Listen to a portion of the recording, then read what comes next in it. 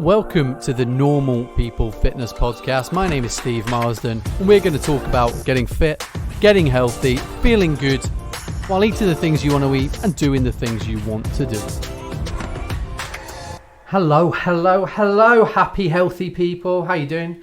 My name's Steve. If you do not know who I am a gym owner and a personal trainer based in Livingston in Scotland, which is between Edinburgh and Glasgow in the Central Belt.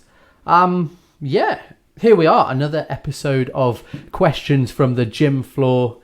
This week we have some interesting questions that I've been looking forward to tackling alongside Natasha. How you doing, Natasha? I'm good. I'm hungry today. Yeah, well, I think you've said that on every single podcast you've been on. Oh, I know. I do apologise. It's okay. It's okay to be hungry. Yeah. It's a human impulse. It's not okay to moan about it all the time, though. Well, do you know what? I think if we didn't feel physical pain when we were hungry, then we'd probably have all died out. Yeah. So I think it serves an evolutionary response there that has made sure your ancestors have allowed you to be in existence today. So do you know You're what? the only person that would have the response to me saying that. Yeah, I know, but well, hey, do you know there's like a 1 in 4 trillion chances that you and I are sitting here today. Yeah, and a lot of that is the response of hunger, sex, needing shelter, etc. So do you know what? That's okay to moan about. What is not okay to moan about is things like it being cold, because there are many actionable things we can do. I don't know. We keep the gym very cold, all you listeners out there, and the reason is because your bodies get warm when you start moving. But every time people come in, I don't know if you get it at like all 6 a.m. Yeah, all the time. It's so cold in here. All right, get on the air bike, and they never do. Yeah. They never do. But hey ho, I'm glad you're okay. No, I'm good. I'm fine. Good. I'm also hungry, but yeah. I'll be stoic and not mention it. Oops. Cool. So, question time. We've had a few questions. The first one I'll tackle because it's very relevant to me at the minute, and then we'll get on with the other ones. In fact, let's wet our whistles with an easy one. Exercises to tone the stomach. Oh, controversial. Controversial. Right, Natasha, someone tells you, what exercises can I do to do this bit? And they always like grab their belly rolls. We rolls, yeah. What exercises can I do to do this? Explain to me what you would say to someone who asked you, how do you tone your stomach with exercise? Tones are... it's a hard word to use, but you can't spot reduce fat. Like you can't do it. You can't pick and choose. I wish we could. It'd be very nice, but you just can't. All that exercise in your core is going to do is going to give you core strength, which is very, very important for everything else that you do in the gym, and it's going to work on your abs that are underneath the rolls that you've pinched in front of me, I'm afraid. Calorie deficit is the only thing that will get rid of that belly fat, but then even saying that, you cannot spot reduce it. But I was listening to another podcast the other day actually, what? And it made another podcast? You mean you don't only listen to my one? It made a really good point about having fat on your belly is like actually a really good place to store it. Like imagine if you stored all your fat in your face or like your arms and your legs, which you can't actually cover up as easy as your belly. Like 98% of your life you've got a t-shirt on, so it's quite a good place. But when we want to get rid of our belly fat, exercising it is not going to do that. It's just going to build on the abs that are underneath our chub.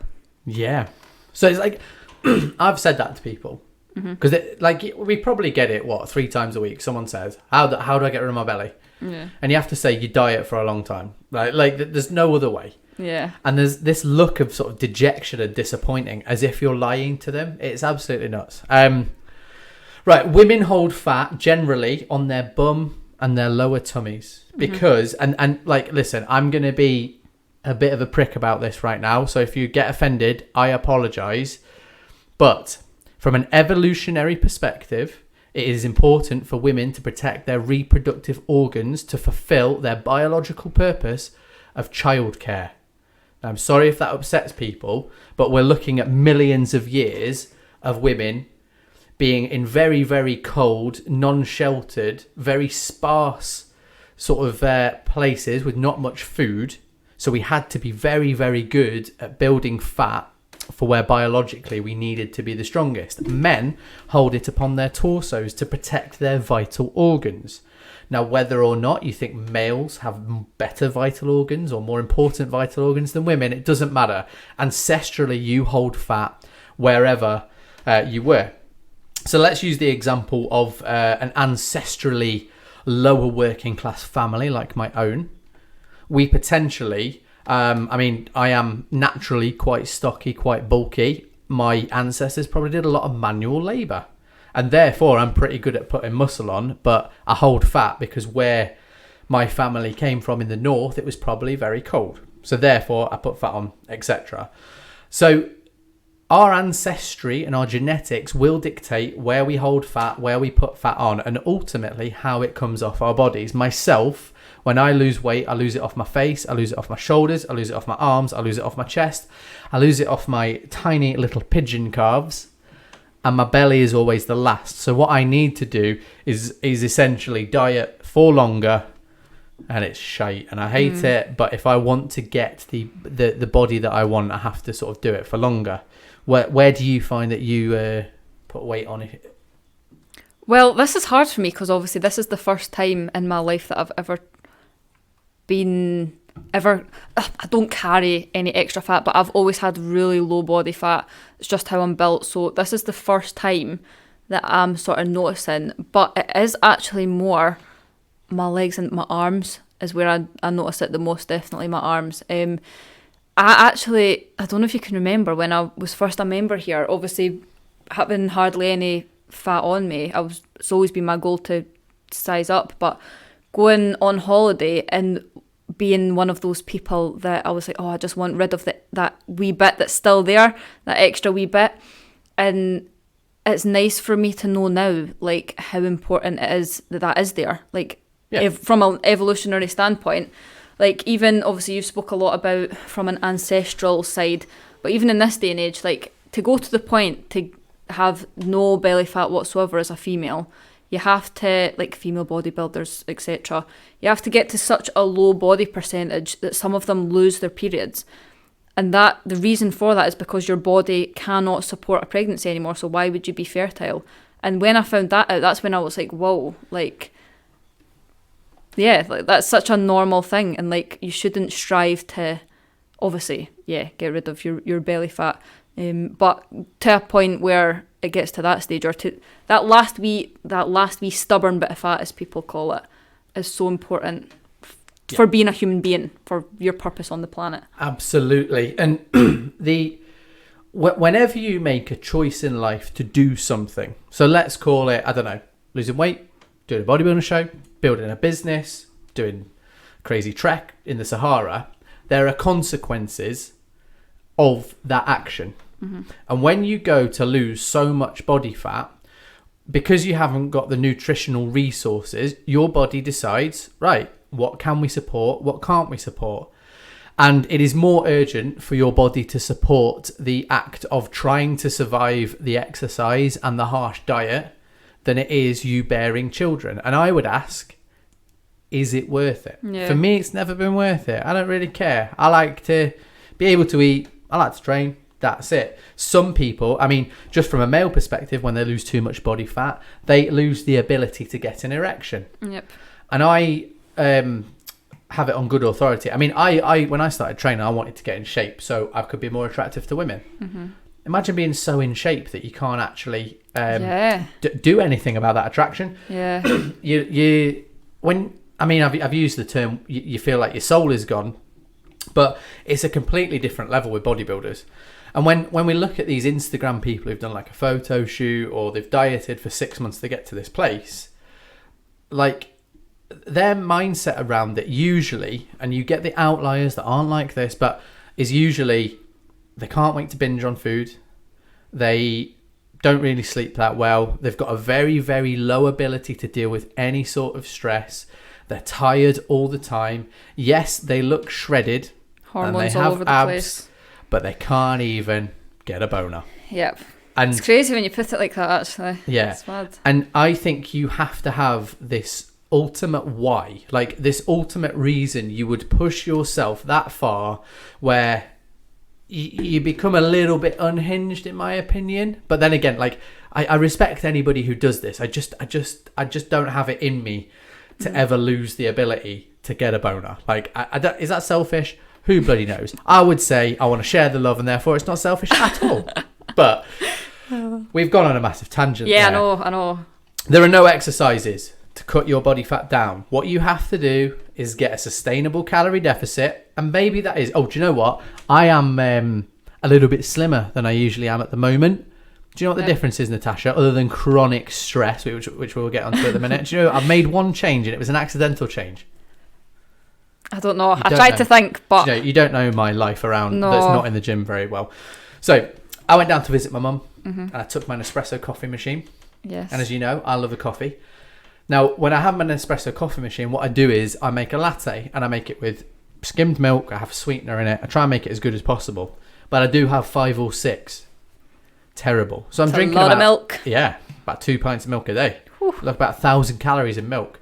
Left it at my mum's by accident. Swapped to poverty coffee. You know, the one with the granules that most people have. Poverty coffee. I know, it's so bad, isn't it? It's not really poverty coffee. It's just a joke, everyone. Yeah, and I've become noticeably leaner. Wow. A few people have said it, to be fair. Yeah. To you. It is noticeable. It is. I Thanks. thought it was your shoulders Yeah. that were broadening, but it's just the illusion of your waist being slimmer. Yeah, I'm I no longer have the same body composition as a block of Cathedral City cheddar cheese. Question is, will you keep that up, or Yeah. will you retrieve your coffee machine and go back to the 6 lattes a day? Well, I have been down to my mum's and I left it there on purpose. Ah, interesting. So I've had a Costa latte from the garage today as a little treat. But I'm not, like, with that change that I've made, I'm actually not miserable. Good. I'm drinking less caffeine. I'm looking better. Feeling better, probably. Feeling better. And my poverty coffee gives me about 75% of the joy a latte would.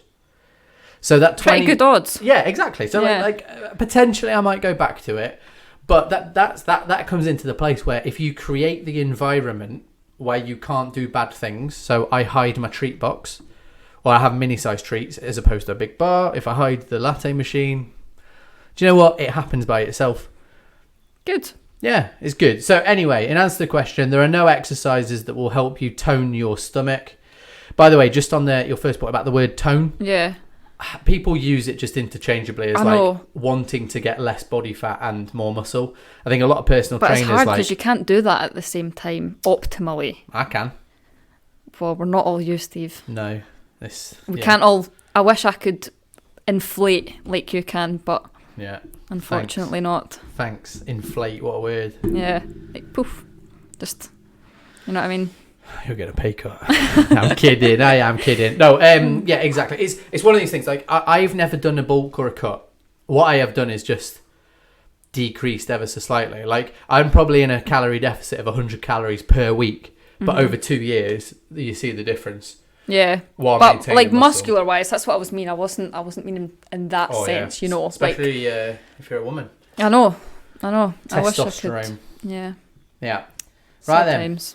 What a That was a big digression. tangent. I know. I know, but it's the thing is about these questions is people ask them, "What can I do to tone this? What's They the best expect a food to simple eat?" answer. And they expect, crunches, Yeah. pineapple, and your body is this complicated matrix of hormonal responses. Like the word metabolism, everybody thinks it's this magic thing, but it's like 1,000 chemicals working together in your body. Yeah. And if you don't get enough sleep, your metabolism is affected. If you did a little, and your body's this complicated machine. We try to simplify information for people, but it depends. Yeah. And it depends on you as an individual, your genetics, your lifestyle, your priorities. It really depends. And I know that my priorities can change instantly depending on news and things. It's crazy. It is crazy. So there is never a simple answer, which is why we do a podcast and not a tweet. Correct. Boom. Right, let's get on to the big question. Oof. I know. I'm actually interested to hear what you have to say about this. As many conversations as we've had, like what your answer will actually be. Yeah. Right. So the question is, how do you get motivated when life isn't going your way? Right then, people, bit of honesty time. I'm having a shit year, as I'm sure everybody is. But so we had a global pandemic, as you probably are aware. If you're not aware, like there was a backpacker who went to New Zealand. He went into the wilderness to live for 3 months and came out and he didn't realise what had gone on. Oh my god! Yeah, so he woke up. Yeah, he woke up and he was basically like, "Where is everyone? What's happening?" And had missed this whole pandemic. Yeah, and can you imagine like walking out after 3 months off and being like, is this like 28 days later? You wake up in hospital, zombies everywhere. That's crazy. Yeah. So back in March, we had a meeting, didn't we? Yeah. And I said, listen, this is looking a bit crazy. Here's what we do if shit happens. It's funny because you said to me, you were like, what do you think's going to happen, Natasha? Because obviously I don't know if I've said this actually, but I studied biomedical science at uni, so I do a lot of immunology type viral stuff. And Steve said, oh, well, what do you think? I was like, nah, it's absolutely fine. It's the flu. I was one of those ones to start with. Yeah. And you were like, let's just prepare just in case this hits the fan, you know. Yep. And thank God we had that wee prep meeting. Yep. Exactly. That's off to you. And that is a point that I will come on to like in a bit. But anyway, so we have this thing, and like any gym, especially our gym, is a very people-centric business. And not only do we provide the facility to exercise where you don't have to think about it, we'll push you, we'll motivate you, etc. What we also provide is what I call the third place. And the third place is you've got your home, your work, and then you've got this social third place you go to. It used to be things like pubs. But then, do you know what I mean? The gym is it. And you know what it's like socially here. Do you know what I mean? We go out for nights out together. We go for meals together. It's a really lovely sort of vibe we've got going. But the problem is that when people are together, especially in a global pandemic, there is a risk that they will make each other ill. So the government shut down. We were shut on the Friday the 20th of March. And then on the 23rd of March, the whole world shut down. And then, it was pretty crazy. And didn't expect what was to come after that. Yeah, and at that point, you're in the unknown. Everybody thought this virus would kill everybody. Thank God it's not as bad as that, as they once thought. But there was a period from March till the end of April where the government didn't give any support. They announced it. And we were stuck in this 3-week loop of the unknown of will we be open? Will we be open? Because we thought it'd be 3 weeks at the start. Yeah. And then slowly the business started getting withering away. People sort of quit or they weren't exercising. And essentially, as a business owner in a people-centric business, you start losing quite a lot of your only income while having sort of to pay all the bills and things like that and to look after your staff. And it really becomes this point where you're making choices of, do I eat this month or do the people I pay, etc. So you had that business point of view. And there was sort of like this chronic stress and anxiety going around that everybody felt. And being locked in your house, I don't know, it was just a stressful part where there was a lot of fear going around. But we tried to step up the best we can, keep people positive, etc. Okay, so that's going on. And then in April, my mum rings me and she says, Stephen, I've been to the hospital with stomach pain. And she's had stomach pain for about a year, but it's like, in our family, we don't go to the doctors because we're hard as fuck. Yeah. And if you go to the doctors, you are soft. And that, like, last year I broke my hand and didn't go to the doctors for 6 weeks. And it was actually a really bad break to the point now where I can't really deadlift that well. But anyway, mum goes to the doctor. She rings me and she says, listen, I've been to the doctors, stomach pains. I have stage 4 cancer and 6 months to live. Or it was 6 to 12 months at the time. I'm going on to chemotherapy. And that was a huge shock because like we've never had anything in our family like this. So combine sort of the anxiety with the business and then the anxiety with, oh my God, that like your mum's dealing with mortality and this disease and she never knew she had it.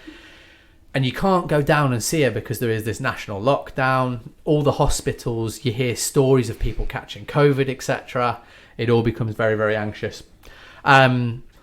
Long story short, the business nearly failed because luckily we got some government support and then we were allowed to open in August, but we basically lost 80% of our membership. Now, our membership, we are a premium service. We do a hell of a lot for people outside the gym, which is why I think we're so successful. But when people can't come to the gym and they can't access that basic service, they don't want to pay £150 a month for it. And that is completely justified. And I get that. Luckily, we were able to open in August, September. We built the business up to the point where now it's pretty stable. We're pretty cool. Unfortunately, we had to let some staff go, which I'm absolutely gutted about. And there's on a personal level, do you know what I mean? That's more stress, more anxiety. But yeah, 3 months ago, the chemo's not worked and my mum now has weeks to live. This is also while we're locked down again. So my point of this story is not for sympathy, even though it is a very, very sad situation, but it is like, how do you carry on? How can you even be asked to get out of bed when everything seems so far out of your control that it is shit? So I'll talk about some of the ways that I have tried to cope, and some days I do better than others. Okay, so the first thing Natasha alluded to, actually, you plan for the worst. Like, I planned to be shut completely during a lockdown, and I made sure there was an infrastructure there that meant like we didn't have to sort of deal with the emotions and be paralyzed by it all. So I'd set up Zoom, I'd programmed all the workouts, I'd made sure I took like the coaches and the members that we have through, here is what happens if the worst happens.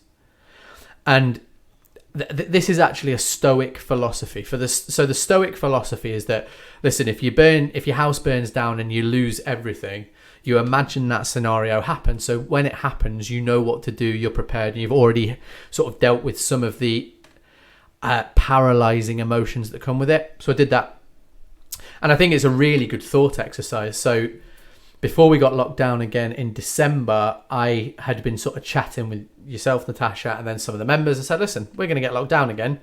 It's a foregone conclusion. If this happens, you're all getting XYZ equipment. This is when the sessions will be online.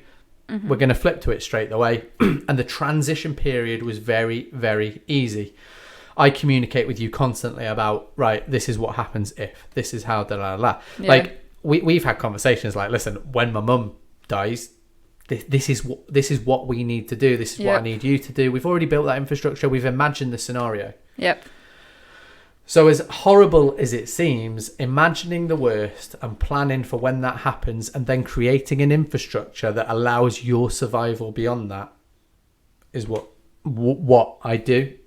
On a personal level, I have been pretty motivated in the gym, far beyond what probably anyone should be in this scenario. I train 5 days a week. I train pretty hard. I was actually training too hard to the point where I was getting injured because I was on this mad program. Shout out to Ollie Marchon. He programs for a lot of CrossFit people. So basically, that was too hard for me. Too much stress on my body. So I had to take that down. So what I needed to do was the same thing. Basically, create an infrastructure and a system in my life in which I was able to do the things that I should be doing. So I can coach at the minute. I find it a really good distraction. I think that taking myself out of my own misery, sitting in my house, and, you know what I mean, focus on all these things and getting out and speaking to people. I love to do that. It's one of my favorite things in the world. Coaching is one of my favorite things in the world. When we coach, we listen to good music. There's nothing that gets me more energized than that. So I make sure that I'm doing some coaching. But what I need to also do is go, right, what else do I need to do to be fulfilled? I'm not on a diet at the minute. I am physically changing my body composition, but I'm eating enough that I feel good. That's it. If I want a takeaway, I'll have a takeaway because sometimes psychologically I need to eat. And I'm very, very loosely following some dietary guidelines where I eat enough fruit and veg. I take my multivitamins. I don't have too much caffeine. I make sure I'm drinking water because it is very rare that I feel good these days. And those things help me not to feel as bad. So I have to do those things. You and I run the gym so that I get extra time off so I can go see my mum. So there's an infrastructure where emotionally, even though it's very hard, I get fulfilled. Mm-hmm. But it allows me to drive down 7 hours, spend some time with my mum, in which she's actually craving Scotch pies at the minute. So, do you know what I mean? I take a delivery of Scotch pies down, and there we go. So I would say, in answer to the question, how do you get motivated when life isn't going your way? It's not about motivation. It's not about being this superhuman person that sort of conquers all on what they're feeling. You just accept that you're going to feel shit some days, and then you do whatever it takes to make you feel good. I am a person, exercise makes me feel good. Making sure that, do you know what I mean? I sweat and it makes me feel good. And do you know what? I'm not working that hard in the gym, like to my standards. I'm doing a workout in an hour and a half that should take an hour. But the hour and a half where my body's moving and I'm thinking about the next calorie or the next rep or whatever, it just takes me out of the day-to-day misery of reality. And that's it. Yeah. Wow, that's a good answer.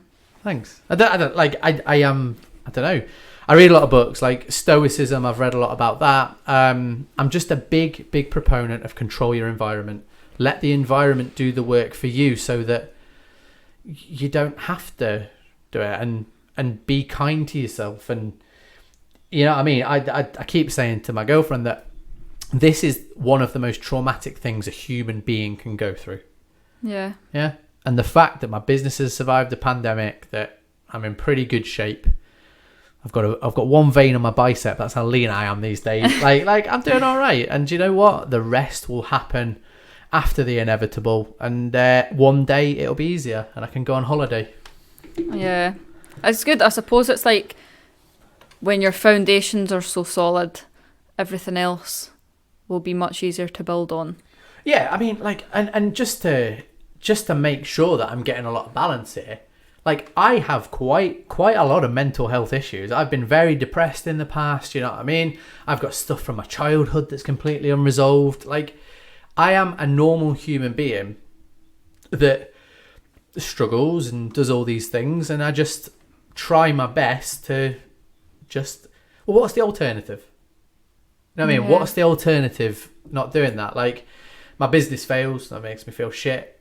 Do you know what I mean? Like, my relationships fail.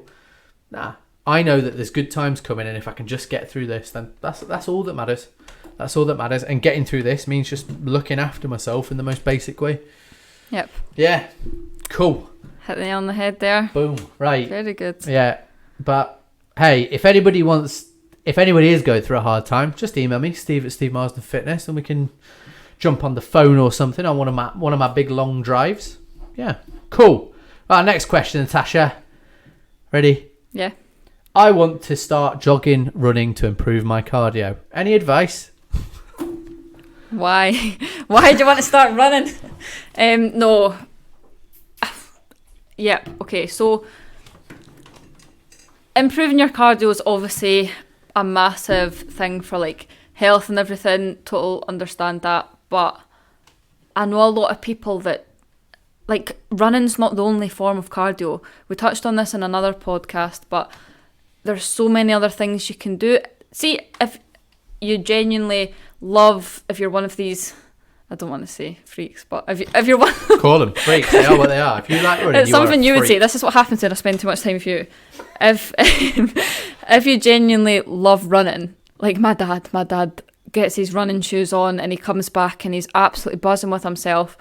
Great, like if it brings you joy, go for it, and that can be your form of cardio. But again, that we touched on in another podcast, I would hate for that to be my life. I would rather do cardio in other ways, such as with weights, like disguised cardio, like invisible cardio, and it's still doing it, and it's still getting that aspect of training in. But yeah, in answer to that question, it will, if you do it the right way and build on it, of course. Yeah, if it will improve your cardio, running or jogging, but just don't think that that's the only method of improving your cardio. Do it if you like it, but if you don't, there's many other alternatives. Okay, removing your own bias of hating running. Yep, yeah, I know. It came across quite strong there, didn't it? What you've inadvertently done is go, don't run. No. So let's pretend this person wants to run. So just for some context, actually, the person who asked this question is Jilly.